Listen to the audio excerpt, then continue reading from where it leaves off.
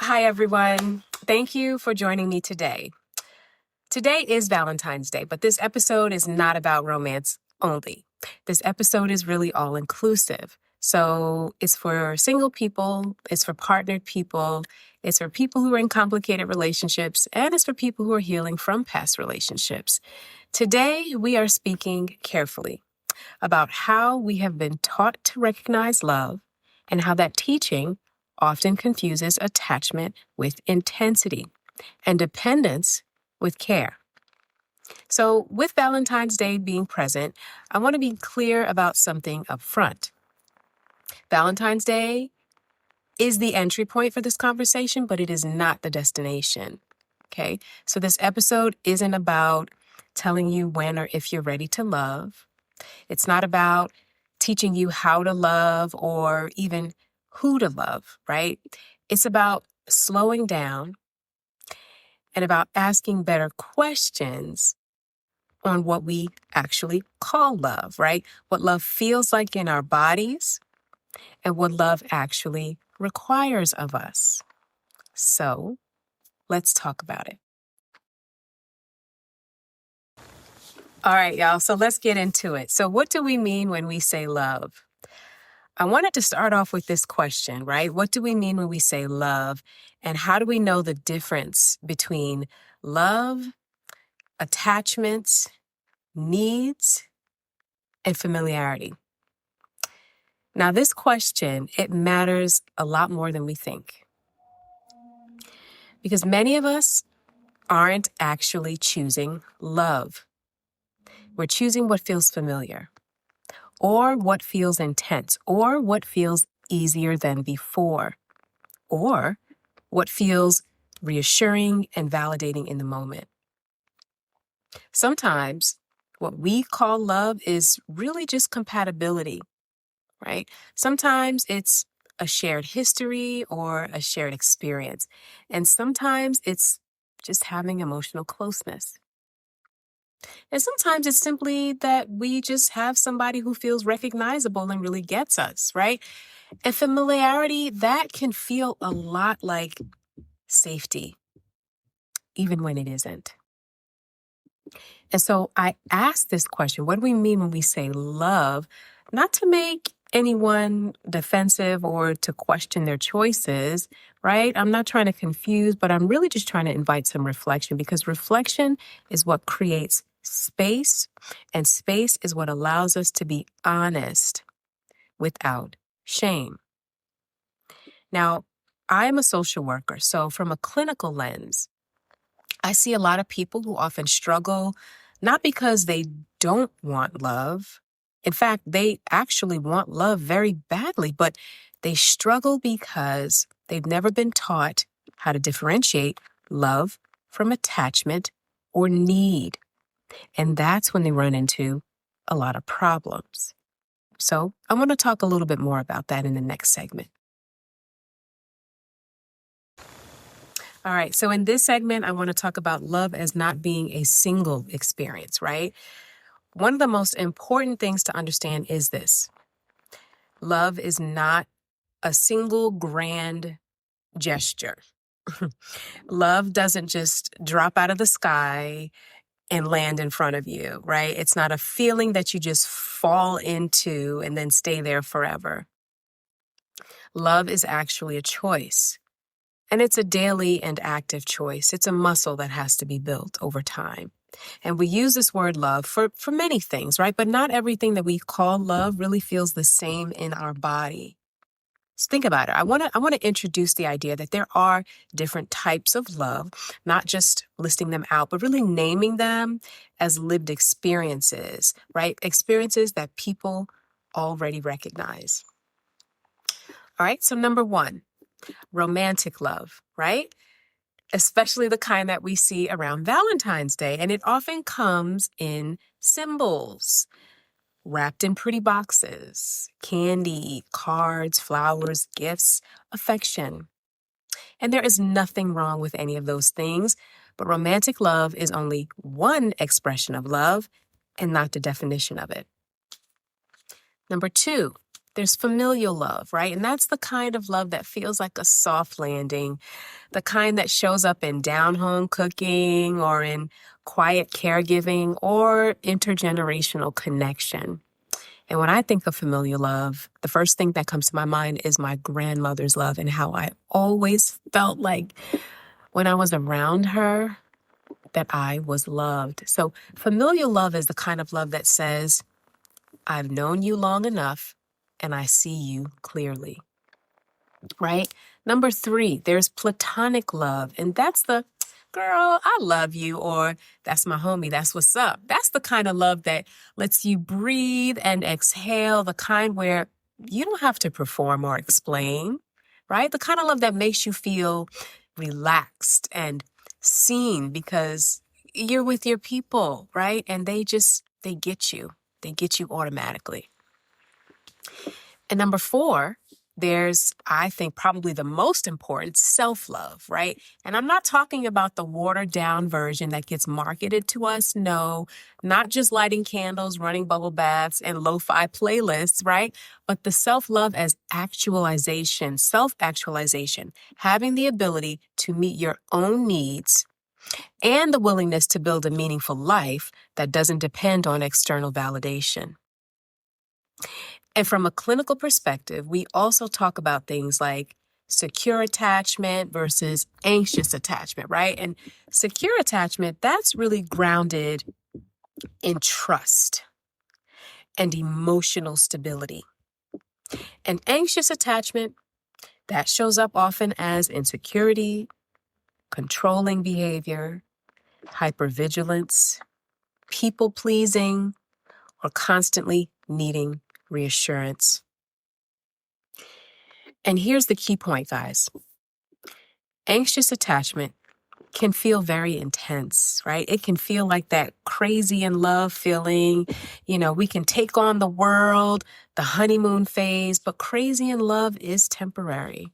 And scientifically, that crazy in love feeling is really about the dopamine and serotonin in our brains, right? The chemicals that tell us to feel certain ways.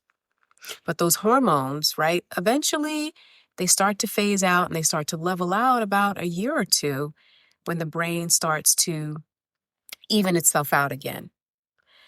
And even when that happens, you know, sometimes that intense high that can be replaced by something more healthy, but having that intensity is not the same as having real love and intimacy.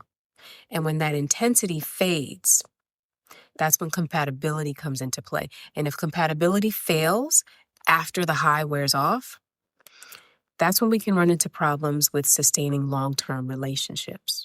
So I want to talk a little bit more about love languages and emotional needs in the next segment.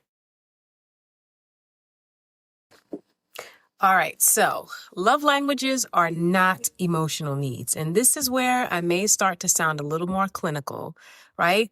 Love languages describe how care is expressed. Attachment describes how safety is regulated. And dependency describes how stability is outsourced. And those are not all the same things. So if my love language is quality time, that doesn't mean that I need constant access to you. And if your love language is words of affirmation, that does not mean you need nonstop reassurance. See, what often happens is that unmet attachment needs get mislabeled as love languages. And then people feel confused or frustrated when those needs aren't met in the ways that they expect. And so from my work, I often see couples arguing about very surface level behaviors when the deeper issue is actually not about love. It's about emotional safety. And this is where people get stuck. Not because they don't love, not because they don't care, but because they're speaking in different emotional languages. And that is a huge reframe, right? And I also want to talk a little bit about independence interdependence, and codependence, right? Because this is the part where I now want to slow down for because I'm hoping that it will land deeply for everyone. There are people who need space to feel safe. And there are people who need closeness to feel safe. And there are people who may need a combination of both. And neither is wrong. But mismatches can create tension when there is no awareness. So independence means I can function and I can self-regulate on my own. Interdependence means we can rely on each other without losing ourselves.